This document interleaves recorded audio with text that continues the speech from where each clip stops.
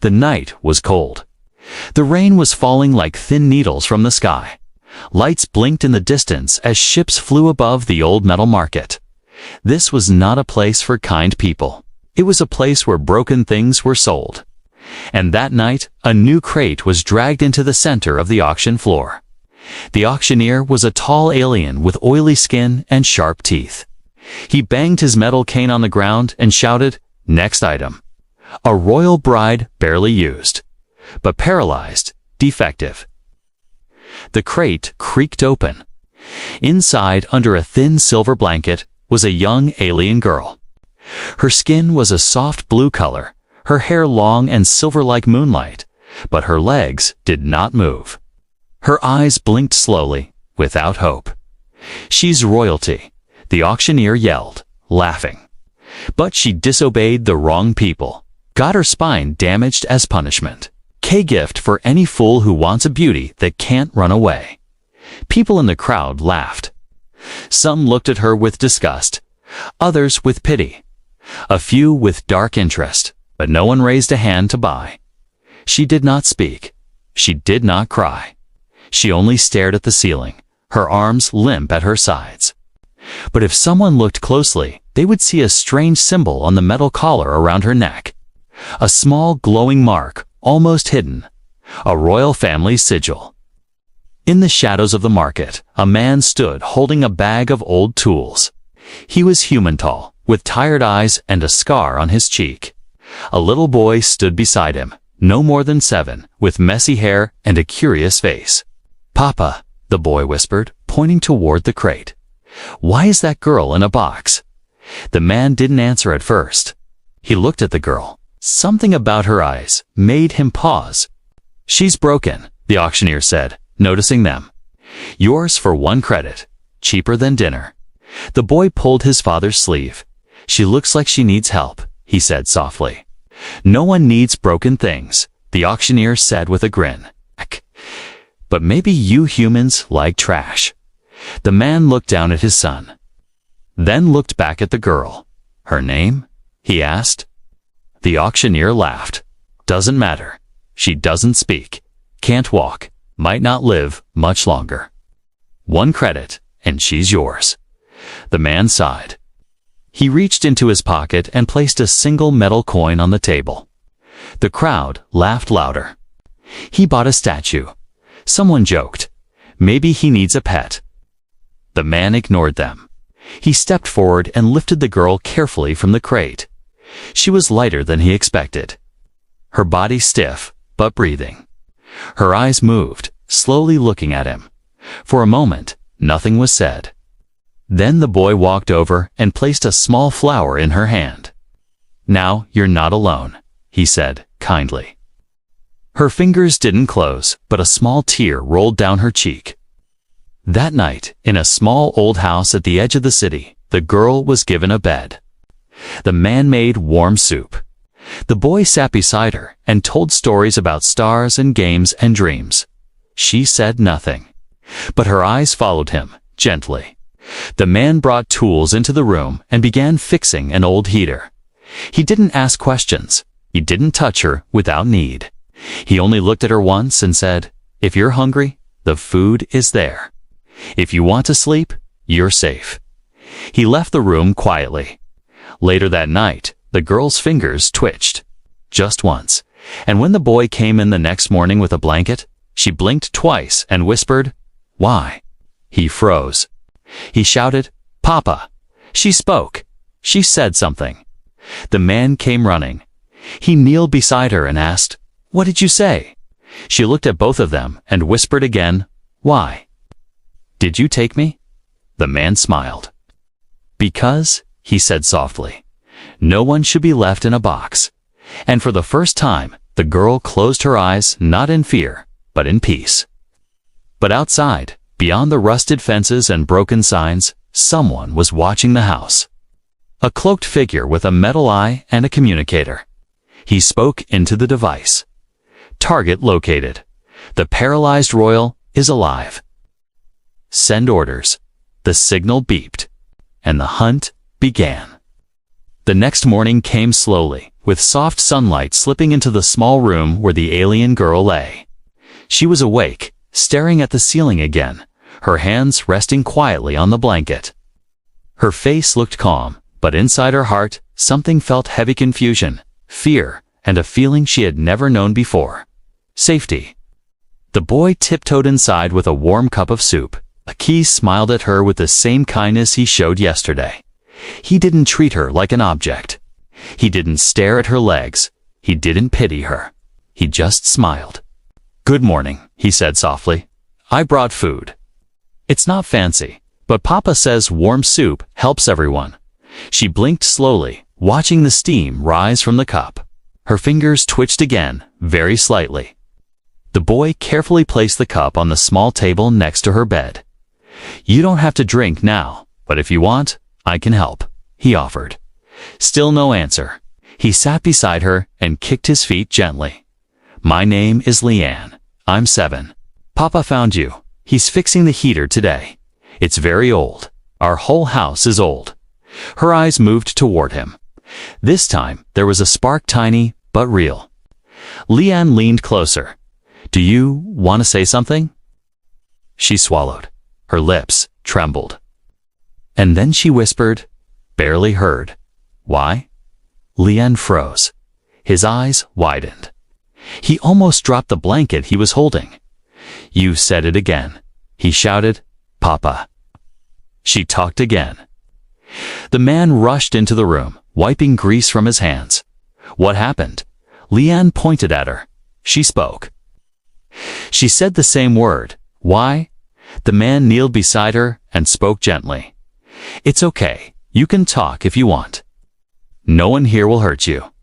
She turned her head slightly, her voice shaking. "Why? Did you take me?" From the crate. The man's face softened. "Because no one deserves to be locked away like a broken tool." Her eyes filled with tears. She had heard many answers in her life, but never an answer like this.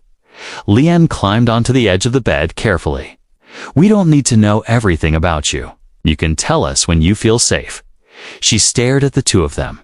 For years, she had been surrounded by guards, scientists, cruel voices, and the constant fear of punishment. But this was different. The man stood up. "We'll give you time," he said. "You're safe here. That's all that matters." He walked out, but she couldn't stop watching the doorway he left through. No guard had ever said she was safe. No one had ever meant it.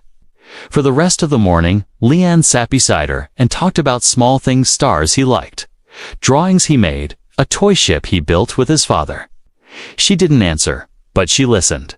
And for the first time in years, listening didn't hurt. Around midday, she tried to lift her hand to touch her collar. Pain shot through her fingers. She winced. Leanne noticed. "Does it hurt?" She nodded weakly. "Papa can check it," he said. "He fixes everything." At that moment, the man returned with a small toolkit. He sat beside her and examined the collar. It was a Royal Slave collar, advanced technology, strong enough to track her across star systems. "This is old," he muttered, "but dangerous. Hasn't been cleaned in years." Her throat tightened. She whispered, "Do not remove it." The man paused. "Why not?" She shook her head. If the Queen finds out, it is gone. We'll be hunted." Leon's smile faded. "Hunted? Why? Who wants to hurt you?" She turned her face away. Everyone, a cold silence filled the room. The man closed his toolkit slowly. "You don't have to tell us now, but we will help you." Her breathing grew fast. The room felt tight. She closed her eyes and whispered, "I cannot stay. You should let me go. Danger will come." Leon jumped down from the bed and shook his head. "No, you're staying. You can't even walk. And you're our friend." She stared at him, shocked. Friend? No one had ever used that word for her. She whispered again. "Why? Do you care?" Leanne smiled. "Because you looked lonely. And Papa says lonely hearts should not be left alone." A tear escaped her eye. Before she could speak again, the man suddenly turned his head toward the door. He heard a small metallic click outside. He motioned for Leanne to be quiet. He stepped to the window and looked through a tiny crack. A figure stood far down the street still, watching. A glowing red eye blinked once. The man's stomach tightened. That wasn't a neighbor. That wasn't a harmless stranger. He closed the curtain slowly and turned back to the girl. "You're right," he said quietly. "Danger is coming." She trembled. "Then let me leave," but the man shook his head. "No, you are not leaving. We protect family here." Family. Another word she had never heard in her life. Her heart began to shake. And outside, the silent watcher raised a communicator and whispered, "The target is alive. Prepare to move." The nightmare she thought she escaped had already found her again. The girl sat quietly in the corner of the room, wrapped in the same silver blanket she was found in. Her body still refused to move below the waist, but her eyes had changed. They were no longer empty. They watched everything, every tool the man touched, every step Leanne took, every sound outside the window. For the first time, she was no longer just a prisoner. She was a survivor. That evening, while Leanne was drawing on the floor and the man fixed a broken light, she reached up slowly with both hands and touched the collar around her neck. Her fingers trembled. The metal was cold, tight, and filled with memories she hated. Leanne looked up. "You okay?" She didn't answer. Her hand moved along the edge of the collar, finding the small symbol near the back. Her thumb brushed its hand. It lit up faintly. The man turned his head at the soft blue glow. "What's that?" he asked gently, standing and coming closer. The girl pulled the blanket up fast, hiding the mark. But it was too late. He had seen it. He paused, then walked to the old shelf and pulled out a dusty book. Flipping through pages of alien languages and symbols, he stopped at one page, eyes narrowing. He looked at her again. "That's not just any symbol, is it?" She looked down, afraid. Her voice was dry. "You weren't supposed to see it." He held up the book. On the page was the same glowing mark. "This belongs to the House of Rin, the ruling family of the Rylax Empire. That makes you—" She closed her eyes. The daughter who was never allowed to speak. Leanne sat up straighter. "You're a princess." She shook her head. "Not anymore. I refused the wedding they arranged. Said no to a warlord who bought me. My punishment was this." She touched her legs. "My spine was crushed. They said I embarrassed the empire." The man's hands curled into fists. "They paralyzed you because you said no." She nodded slowly. "They called it mercy. Said I would still live, but never rule, never run, never escape again." Leanne's face turned red. "That's not fair. That's evil." She smiled sadly. "Royal blood is not protection. Sometimes it's a cage." The man looked at the door, his instincts rising. "That symbol. It's probably being tracked." "I know," she said softly. "That's why I told you not to remove the collar. If you did, the signal would scream louder." The man went to his desk and pulled out a box. Inside were pieces of tech, some military, some personal. He selected a small device and walked back. "I can block the signal, not destroy it, but it'll give us time." She nodded. "Time is all I need." "Why?" he asked. Her eyes turned fierce. "Because one day, I'm going back." Leanne's mouth dropped open. "You still want to return?" She looked at her hands. "Not to sit on a throne, but to stand for myself. If I ever walk again." The man paused. "You might. You're healing slowly. I've seen your fingers move." She blinked. "I can't walk. That's the truth. But maybe," Leanne said with hope, "you don't need to walk alone." She stared at him.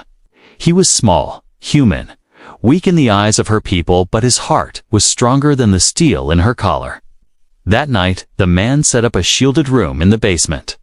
He placed old scanners and jammers around it. If anyone tried to trace her, the signals would bounce in circles. She watched him work. "You were a soldier," she said. He nodded. "A long time ago. I stopped fighting after Leanne's mom died. Now I fix broken things." She looked down. "Am I a broken thing?" He stopped, turned to her, and said clearly, "No.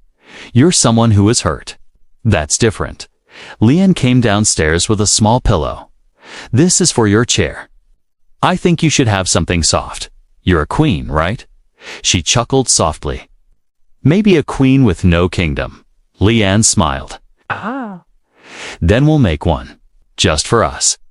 They didn't know that outside, on a dark hill beyond the city, 3 ships had landed. A tall, silver-armored alien looked at a hologram. The image showed her face. He tapped the royal symbol on the screen. "She's confirmed. Alive, location locked." He raised his arm and signaled. "Orders are to bring her back, alive if possible, dead if necessary." And far below, in a warm house full of hope, the girl closed her eyes and whispered a name she hadn't spoken in years. Her real name. The name of the lost heir. And in her chest, something stronger than fear began to grow. The night was silent. Too silent. Even the wind seemed afraid to blow near the small house. A single streetlight flickered outside as shadows shifted behind the buildings. Inside the house, the girl was resting in her modified chair. The collar on her neck hummed faintly, no longer sending a signal. The man's jammer was working for now. Leanne was asleep in a blanket fort made from old chairs and bedsheets. His tiny hand held a wooden starship he had carved himself. The man was downstairs, checking the perimeter scanner again. His face looked calm, but his eyes were sharp, trained. Years of war had given him instincts, and tonight, those instincts were whispering something dark. Something was wrong. He turned the scanner knob up. No movement, no signals, nothing. And that was the problem. Nothing was never good. Upstairs, the girl looked toward the window. The night outside was black and heavy. Her chest felt tight, like danger was already in the room. She reached for the small communicator the man had given her. Her fingers tapped it weakly. 1 buzz. 2. Downstairs, the man saw the signal flash from her room. Without a word, he grabbed his old rifle and moved upstairs in complete silence. Then, crack. Glass exploded from the window beside her. A dark figure dove in silent, fast, like a ghost. The girl screamed, falling out of her chair. Legs hit the ground with a dull thud. The shadow moved toward her, blade drawn, body covered in black armor with no faceplate. Just a smooth metal mask with glowing red lines. She crawled back, dragging herself across the floor, her eyes wide with horror. She knew this armor. It belonged to the Queen's personal assassins, trained since birth. No names, no mercy. But before the blade could strike, boom. The man burst through the door and tackled the assassin into the wall. The child woke up screaming. The 2 adults rolled across the floor, fighting hard. The man's rifle fired, but the assassin was fast too fast. Blades clashed against metal tools. Furniture smashed. The girl shouted, "Don't let him touch the collar. He'll trigger the kill switch." The assassin spun, slicing the man's arm. Blood sprayed. The man growled in pain, but didn't fall. He kicked the attacker hard, sending him crashing into a table. The girl dragged herself to the boy and covered him with her arms. "Close your eyes," she whispered. Leanne clung to her, shaking. The assassin got up, reaching for a device at his belt. It blinked red. Countdown active. The man dove across the room, snatched a broken lamp, and smashed it into the assassin's arm. Sparks flew. Then he shouted, "Go to the basement." The girl hesitated. "I can't. I'll carry you." Without another word, he lifted her with one arm, grabbed Leanne with the other, and ran down the stairs as smoke filled the hallway. Behind them, the assassin stood bleeding, damaged but not stopping. The man placed the girl gently into a reinforced chair in the shielded room. He closed the blast door and sealed it from inside. They were safe. For now. He fell to the floor, breathing hard. Blood ran from his arm. Leanne wrapped a towel around it quickly. The girl stared at him in disbelief. "You fought one of them. You could have died." The man smiled through the pain. "Better me than either of you." She looked at the floor, guilt pressing down on her like gravity. "I brought this here. I should have left." "No," he said firmly. "You were hunted because you refused to kneel. That makes you brave, not guilty." Tears welled in her eyes. "I was never strong, not like you. You're stronger than you know," he said. "You survived alone for years. That takes more strength than fighting with a gun." Outside the shielded walls, the assassin limped through the house, setting a device near the door. His mission had changed. He no longer had to kill. He had seen the man, the child, the girl's tears. He activated his communicator. "Target has a child and protector. Not alone." A voice replied, cold and royal. "Destroy everything." He hesitated for the first time in his life, then slowly removed his mask. A long scar ran down his jaw. He placed the mask on the floor and walked away. The bomb beeped, then stopped. In the basement, the man sat between the girl and the boy. Silence held them together. And for the first time, the girl whispered, not out of fear, but out of choice. "My name," she said, "is Kylara." Leanne smiled. "That's a pretty name." The man nodded. "It's a warrior's name." Outside, the wind returned, and the night breathed again. The stars outside the window moved slowly now. The planet they once called home was far behind them. The man had repaired an old cruiser ship he once used in war, and now it became their only shelter. The girl sat in a special chair beside the front window, her legs still unmoving, her eyes always alert. The boy, Leanne, sat close to her, drawing star maps with chalk on a metal board. He had named every star. "That one is Safe Star," he said, "because nothing bad will happen there." The girl smiled weakly. "I hope you're right." The man, his name was Reeve, though she still called him the human, checked their course again. He was always scanning, always listening. He knew they were being followed, not just by soldiers, but by royal shadows. She was marked, he had told himself. And that mark never sleeps. Each night, their ship would land on small moons or quiet stations to refuel and hide. But even the silence felt dangerous. Bounty hunters moved in every crowd. One time, while Reeve was repairing the engine at a junker dock, he noticed a cloaked figure staring too long. He quickly finished repairs and took off. They didn't wait to see if the stranger followed. In another system, a terminal at a public market blinked with red alerts. A face appeared hers. Wanted high-value fugitive reward. 5 million credits, dead or alive. Reeve shut the screen off before Leanne could see it. But the girl had already noticed. She turned her chair away, her face pale. "I'm not worth that much," she whispered. "You're wrong," Reeve said. "You're worth everything." That night, Leanne asked softly, "Will they ever stop chasing us?" Kylara looked down at her hands. "No, not unless I stop running." Reeve turned. "We can keep moving. I've outrun worse." Kylara shook her head. "No, I need to go back." Reeve looked at her. "Back? You want to face them?" She nodded. "Not for the throne, not for power. I want to show them I survived, that they didn't break me." Leanne whispered, "But you can't even walk yet." Her eyes filled with something fierce. "Then I'll crawl if I have to." The ship hit turbulence suddenly. Reeve sat down fast, hands flying across controls. "Hold on." An alert blinked. A ship was behind them, no ID, no signals. "They've found us," Reeve muttered. He sent the cruiser into an asteroid belt, weaving through the rocks. But the black ship followed, quiet like a shadow.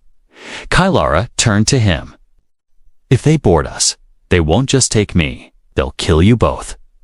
Reeve looked at her, then at Leanne. "We don't leave family behind." The boy held her hand. "We won't let them take you." As the enemy ship got closer, Reeve pulled a dangerous move. He shut all power. The ship went dark and cold, drifting like space junk. The enemy passed over them, scanning. Kylara held her breath. Her hands squeezed Leon's tightly. Then the enemy ship drifted away, fooled for now. Reeve restarted the ship. "We've got a few hours. Maybe a day." Kylara looked out the window. Stars blinked. Then she spoke clearly. "We're going to my homeworld." Reeve turned slowly. "You sure?" She nodded. "The Queen thinks I'm weak. Let her see how wrong she is." Reeve tapped the console. "Then we change course." "Direct route." Leanne looked confused. "What if she has more soldiers?" "She does," Kylara said. "Thousands. Then how will we win?" She smiled. "Not with soldiers. With truth." That night, Kylara tried something new. She closed her eyes and focused. She moved her fingers, then her wrist. And then, for the first time, her left foot twitched. Just once, but it was enough. She gasped. It moved. Reeve and Leanne rushed to her side. "Was it pain?" Reeve asked. "No," she whispered, eyes wide. It was hope. Outside, far across the stars, her homeworld's royal towers shone with golden light. But darkness waited inside those walls. And soon, Kylara would face the Queen who once crushed her spine, not as a broken girl, but as someone who refused to stay on the ground. The cruiser ship came out of lightspeed just beyond the rings of the royal planet. Kylara stared at her homeworld from the window. Its oceans still sparkled. Its cities still gleamed like silver fire. But to her, it no longer looked beautiful. It looked like a cage made of diamonds. Reeve studied the scanners. "They'll detect us soon." "We're not using a stealth ship." "I know," Kylara replied. "That's the plan." He raised an eyebrow. "You want them to see us?" "Yes," she said, her voice calm. "Let the Queen know I'm coming. Let her fear me for once." Reeve leaned back. "You've changed." She smiled faintly. "I've stopped hiding." Leanne walked over, holding a small folded cloth. "I made this for you," he said shyly. She unfolded it. It was a sash, hand-stitched with stars and a crown in the middle. He had tried to sew her name to Kylara. "I'm not a real queen," she whispered. "You are to me," Leanne said. Her hands trembled slightly, not from fear, but from strength returning. She could now move both legs a little more each day. The pain remained, but she welcomed it. It meant her body wasn't giving up. Reeve lowered the ship toward a rocky cliff near the royal palace's edge. They couldn't land directly, would be suicide. But Kylara remembered the old tunnels beneath the palace, hidden paths only royal children used. As the ship powered down, Kylara sat in her custom hover chair. Leanne strapped on a small light to her shoulder. "Ready?" Reeve asked. "No," she answered honestly, "but I'm going anyway." They entered the tunnels just before dawn. The air was damp, the walls tight and full of echoes. Every step they took brought them closer to danger but also to truth. At last, they reached a stone wall. Kylara pressed her hand to a hidden panel. The stone shifted with a soft hiss, revealing a passage behind the royal throne room. They heard voices above. "She's dead," a guard laughed. "No one survives the Queen's orders." "She's not dead," another said. "I heard rumors. A human rescued her." The first guard scoffed. Even if she's alive, she'd never come back." Kylara looked at Reeve. "It's time." They rose through the old lift. The doors opened. Gasps filled the throne room. Kylara floated forward in her chair. The golden walls, the giant crown-shaped pillars, The cruel throne all stood the same, but she was not the same. The queen sat tall, wrapped in layers of black and silver. Her eyes narrowed. "You," the queen whispered. "You should be ashes." Kylara's voice echoed strong. "But I'm not. I lived." The queen stood. "You come crawling back to beg." Kylara's chair stopped halfway down the hall. "No, I come to show your people the truth." Reeve stepped forward, holding a small cube. With one press, the cube glowed, projecting dozens of holograms, footage from their journey, Kylara's injuries, the assassination attempt, the bounty alert, her healing, her words. The entire palace's communication systems picked up the signal. All over the empire, people saw the broadcast. They saw a girl once called defective, now returning with courage, not fear. Guards hesitated. The queen screamed, "Turn it off! Kill them!" Kylara lifted her hand. "Do it, and prove everything I've said." Her voice cracked like lightning. "I was punished for refusing a man I didn't love, crushed for choosing freedom, sold like trash, but I lived, and I returned. Not for power, but for justice." One guard lowered his weapon, then another, then more. The queen's face twisted with rage. "You are nothing." Kylara moved her foot, just an inch. But it touched the floor. She pushed herself to stand, shaking.